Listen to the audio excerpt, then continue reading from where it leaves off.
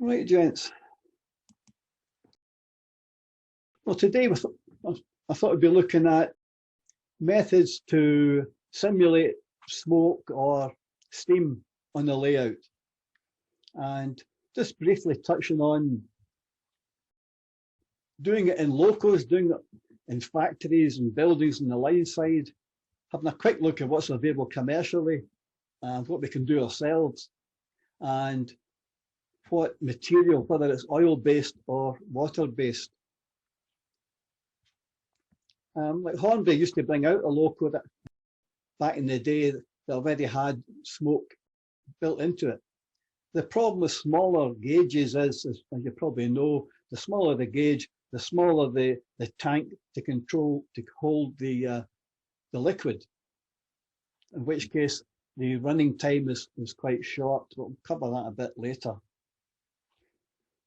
What's available nowadays for locos? You can still get them. There's one there. It's just quite fresh, the Dapol Class 59. You'll see down the bottom there, it says factory fitted smoke generator. So it comes with it built in, which is quite good given it's double O, because usually they're quite hard to engineer. Most times you're left having to fit in your own smoke emulator. There's one there, designed for O gauge. As you can see from the picture there, it's quite a large board to achieve that, and it's fairly expensive. If you want to go up in scale, you're well supplied. I came across this, which I thought was excellent for larger scale garden railways. But although they're expensive, if you look at the spec, it tells you that they come with their own DCC decoder built in and their own address. So you can control the smoke part separate from anything to do in your loco itself. And it also has the facility to connect inputs from the wheels to synchronize the smoke emission with the speed of the train. Or it's got the option of what they call e-motion, which is just essentially saying the faster the loco goes, which, how do you know that? You know that by what code you've put in currently into the decoder. Then the faster you're going to chuff the smoke effect. So you get quite a lot for your money there, and a pretty large tank for holding the oil, but you have to pay shipping from America, pay a price, quite a hefty price to get you there. So what we're left with usually are the South brand. And they work excellently. They were reasonably expensive. They work very well. As you can see at the top, they come in a range of different sizes. The problem being, for those who've used them already, the problem is that the smaller you go, like the N-scale version has got a tiny reservoir.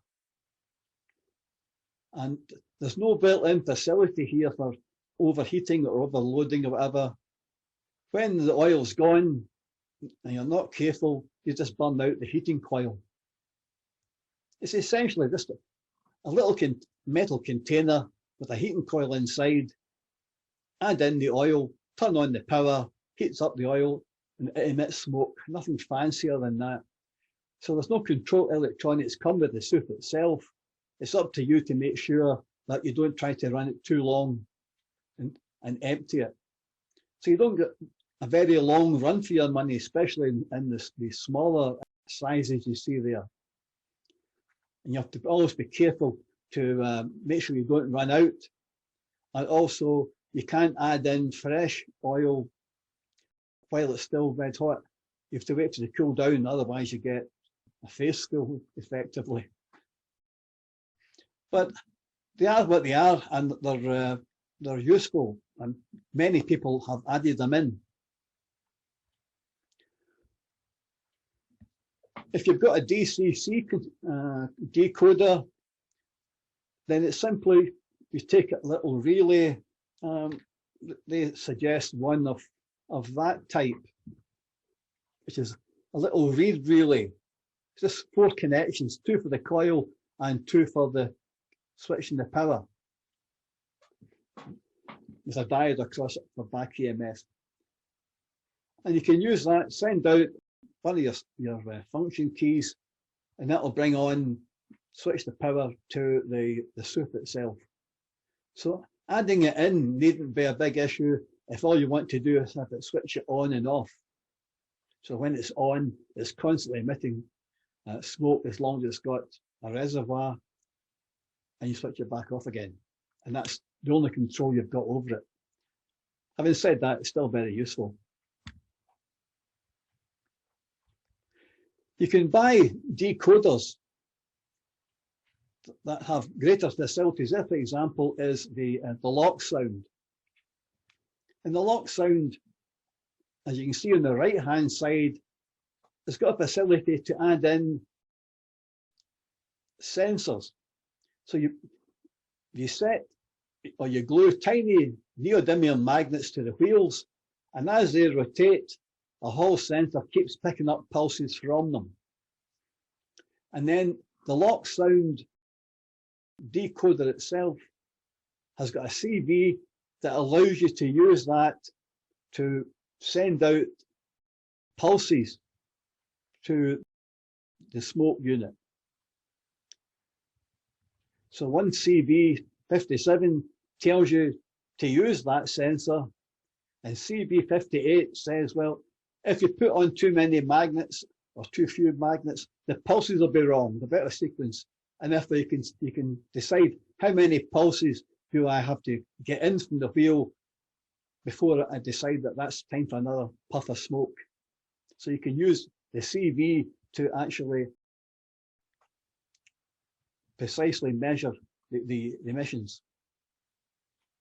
That's the Loxound one. There's also the Zemo. They have a different CV again, but you can see there, one option is to set the exhaust fan of a smoke generator. And once again, you can decide what the wheel rotation is to give you one puff of smoke. So they're ideal, but we're still left with the quantity. How long can you run? And there's no facility there for automatic cutout if it overheats. There's one solution. Somebody just got their Dremel out, chopped away a piece at the side, carefully so you don't cut through the heating element. What you're seeing at the top is a red and black wire coming in, that's your power. Into that little rod you see in the middle, that's the heating element. You cut away a hole in the side. And that means instead of just filling up the tube, you can put that into a container. So you're constantly feeding extra fluid in through that hole.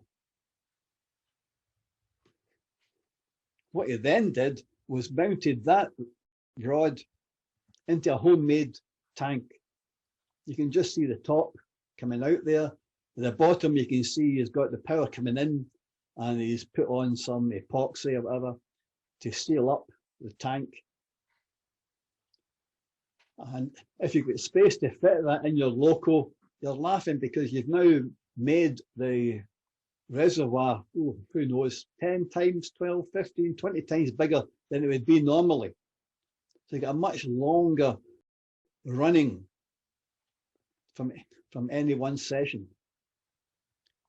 And the smoke's going to come out the top of that tube, and the top of that tube is also where you're going to feed it in with the fluid. Once again, you've no idea how much is already in there because there's no visual indication, but that's something you have to live with.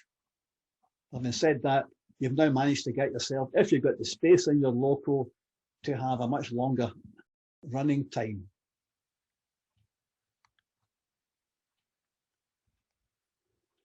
So that's locus. This started off as a discussion for line side. This is what prompted this talk in the first place. In our case, we've got a post office, as you can see there, in the back corner of one of our layouts. And at the moment, we've got it controlled such that you get the emulation of flames, you hear the fire engine sound, and you'll see the fire engine ladder elevate. They've got all that working,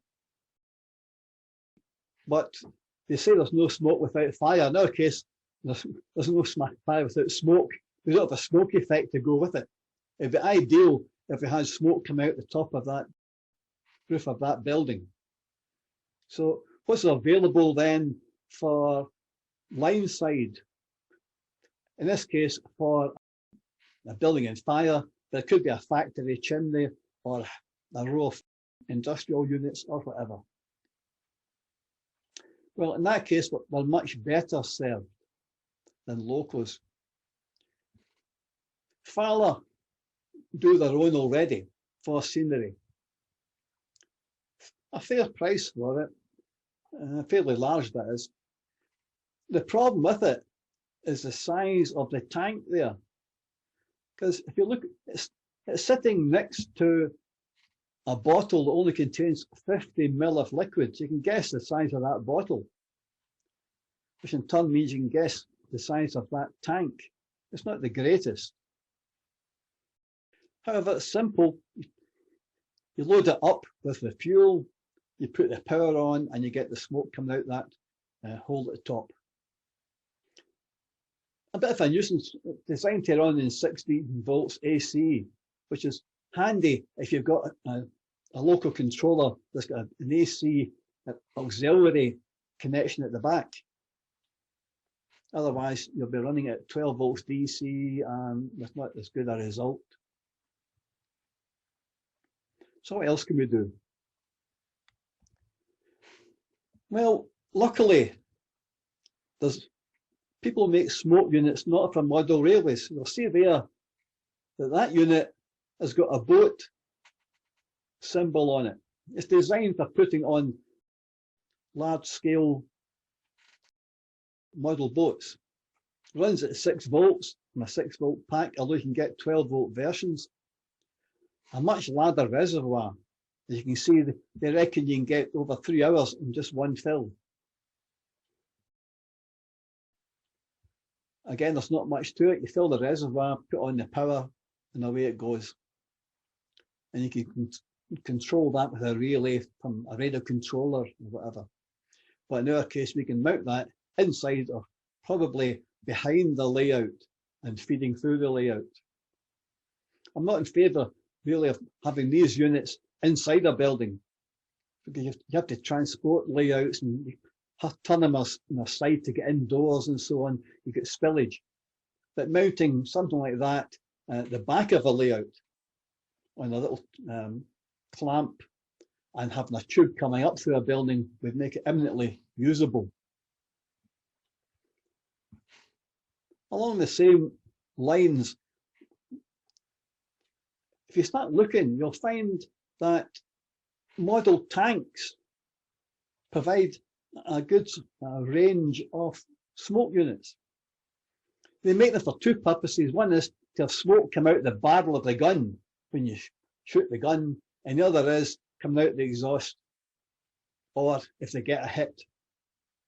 So I'll show you 2 or 3 of those. They're quite reasonably priced.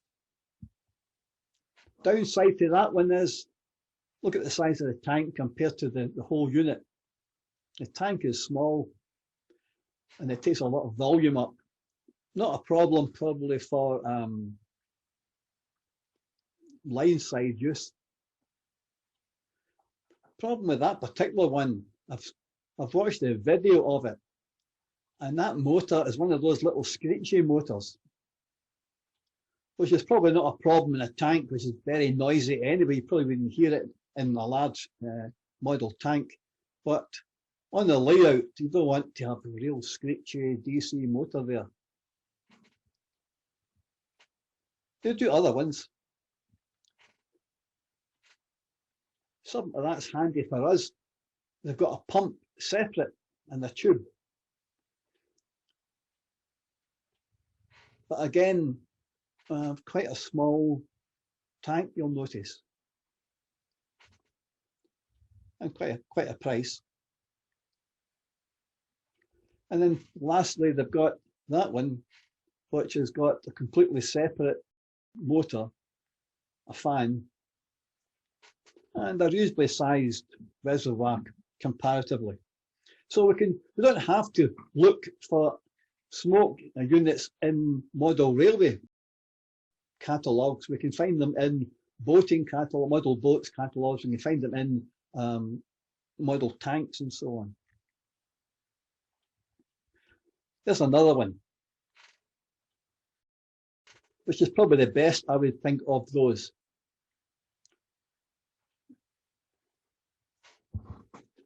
It's only £25. It's designed again for a tank, but it's got a proper fan on it, silent compared to the squeaky DC motors.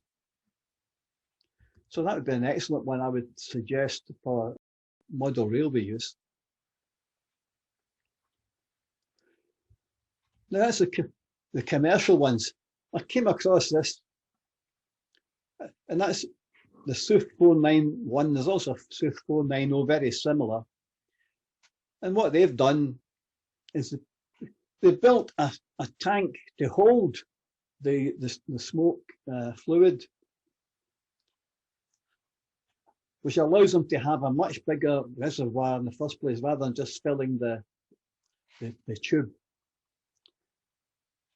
Not suitable for a model loco, but ideal for line side use. I'm not sure why he's got it on long screwed rods. I mean, there'll be some heat in that metal tank because it's got a heating element. I'm not sure why he needs such big standoffs. Nevertheless, that's worth pursuing, I think.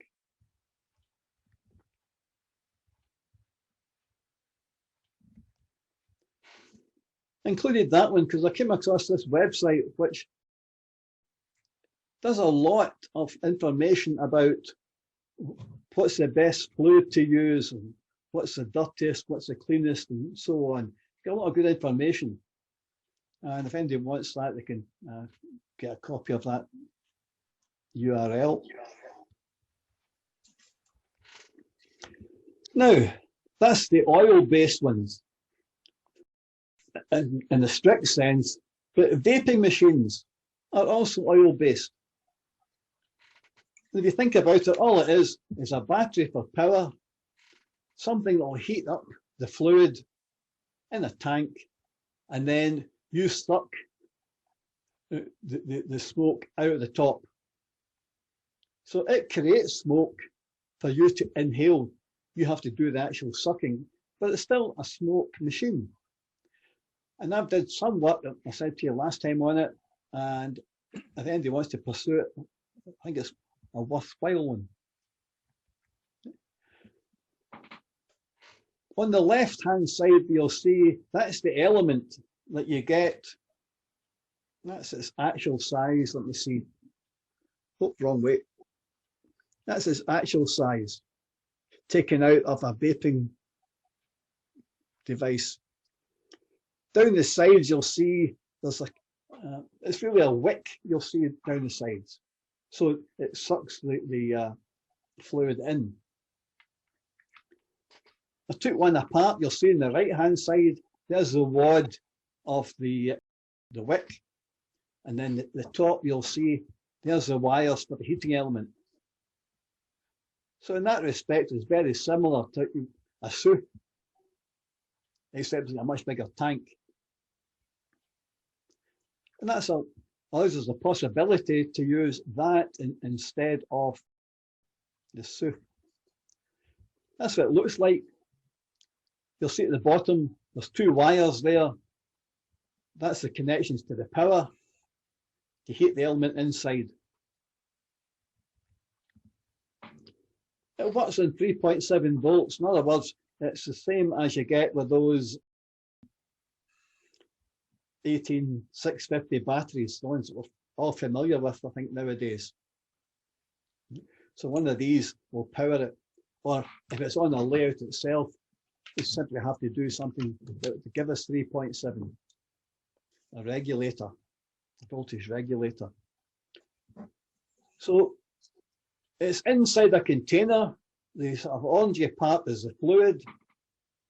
You'll see a white disc at the bottom. That's a plastic washer. Unfortunately, at the moment, I can't find a nut that will properly fit on the thread that you see coming through. But you could arrowdite that or whatever. And that allows you to have heat applied to liquid to create the fumes. But in a vaping machine, you have to suck it up. In our case, we want to blow it out. So the answer to that is you put a separate container underneath. And in the container, you're going to have some sort of fan. The fan could be inside that bottom compartment, or it may come in from the side via a hose or whatever suits you best. I'm actually blowing air up through the middle of the tube out the top. So instead of you sucking it, it's blowing it out with a fan. And I did some experiments. I bought a packet of these elements, right, and just used an ordinary small PC fan from a laptop, and it worked. I think the problem I said to you in my case was that I was using it purely on plastic, as you saw there. And the liquid was leaking from the top compartment into the bottom. It's a very extremely thin fluid that they use. So it flows easily through a tiny space. So if I could solve that seal and probably use a metal container, brass or copper or whatever, then we could build a smoke machine very cheaply. I bought that packet of heating elements from a pound store, and I got 5 in a packet for £1. So it's cheap to experiment with. Davy, can I make does the air have to go up the centre of the unit? Well, I mean, you could experiment, do it the other way around and having a fan at the top. That's what I was thinking, because we've built, you know, those marine smoke units that use the ultrasonic plate. We've done exactly the same thing, and you mount the fan on top of the box and it blasts the air up the other tube for the funnel. So you could possibly do that. That way you won't have the risk of it leaking at the bottom. Just a thought. You still got a possible leak if you don't have a proper seal at the bottom of the tank, because you have to have the heating, the heater's wires away from the fluid. But it's something definitely to experiment with in EOS. That's what I said. It's something people want to take it forward. Right, I'll need to get myself down to the pound shop. And they sell the fluid as well. You can buy little bottles of any flavour you like. Would it work with the Sooth, or is that too thick? No, no, that's fine. There's people even say use. If you look at that, what I said about that TIPS website. The only reason I'm saying that is I've got a bottle this size and I don't use it for anything at the moment. Yeah. I mean, some people say just use baby oil. It's a lot cheaper in quantity, and other folks say, well, you get back to the question then is, when you create the fumes, how heavy are they? Are they going to fall down and grubby your whole layout with oil eventually? The thinner the fluid, the more likely it's to disperse in the air. Yeah. So there's issues like that, cheapness versus utility. But the experiment by all means, in fact, let us know what happens. Yeah, I'll give it a go. And lastly, there's water-based ones. And I'll show you them at the end. You can buy very cheaply an ultrasonic mist maker. That's designed to go in your pool. Two problems with it. The amount it puts out is far in excess of we would want on a layout. Your chimney would look like, wow, what's this? Huge amounts of mist comes out on these particular models. They're not designed for scaling down for layouts. And the other is they use 24 volts, which isn't very convenient. So again, you can buy instead these ones. There's two different kinds there. They're both based on piezoelectric transducers. In other words, if you put an alternating voltage across them, they flip very quickly, and on the way down, the way back up rather, they move quicker than the water can move. So you create a vacuum underneath the plate, which then some water gets into, and that creates a mist. And then when you go back up, they're pushed out as a mist. The top one, as you'll see, has got a larger seal around it. It's hopefully designed to float on top of the water. And the cheaper one down below is just putting a disc straight onto some damp surface.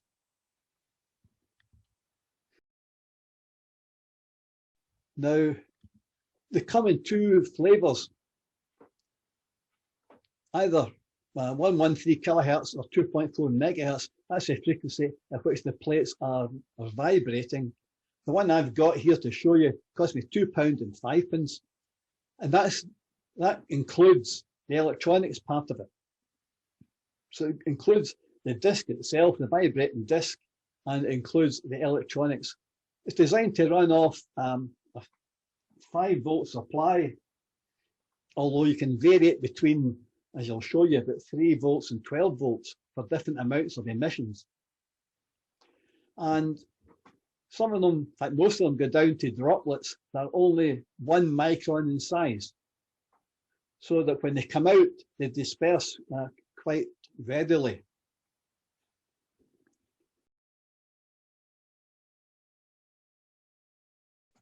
That's locos using steam rather than oil. That's water-based ones.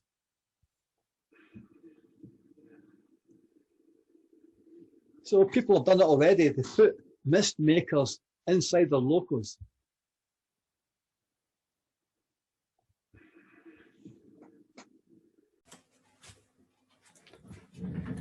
This is a commercial version of the mist maker. It works from 5 volts DC from a USB socket. If I switch it on, we have a fixed output. We can't vary the quantity of the mist. What we can do is direct it through a tube vertically at an angle. We can tilt it in any direction. We can put on a longer tube if we want to have the effect of an industrial chimney. Again, we can tilt it to any angle, which is very handy when we want to mount this unit behind the layout and still direct the flow of the mist into the layout itself. We can even use a very flexible piece of tubing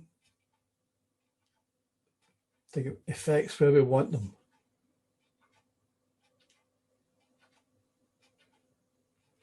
However, if we completely touch the diaphragm, the flow stops. What's happened is that we have now put water on both sides of the disc. The disc works on the basis that one side has to be in the water and the other side has to be dry. Because we've completely blocked the flow there, we allowed condensation here to drop down and dampen the diaphragm, so it was dampened both sides.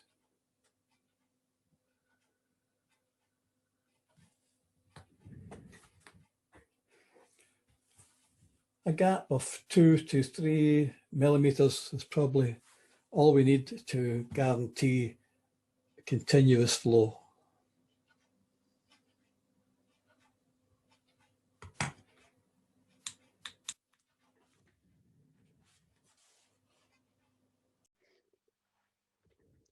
And here we have the piezoelectric transducer.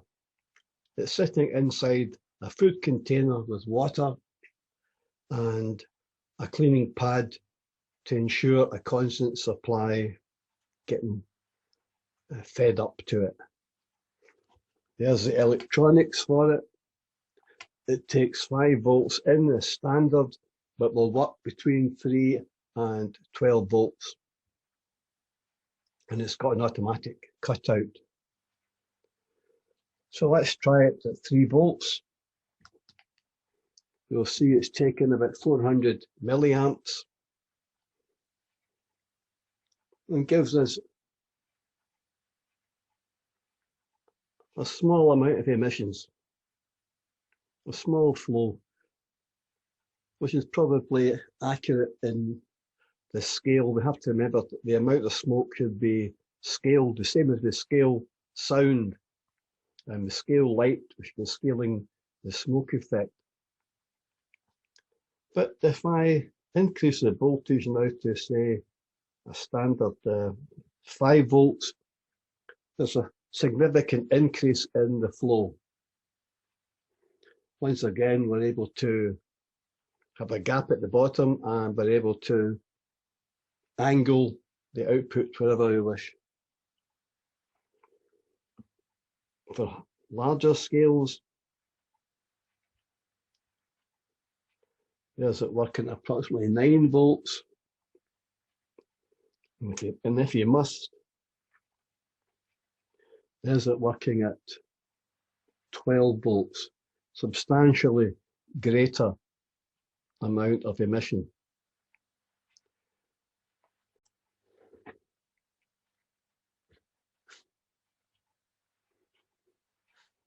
We could change the amount of flow by ramping up and down the voltage applied to the disc. I would say, looking at it, that the density of steam is less than the density of either the vaping machine or the oil-based machines. Nevertheless, a very economic and cleaner way to add steam or smoke to a layout, and probably well worth the effort to experiment with.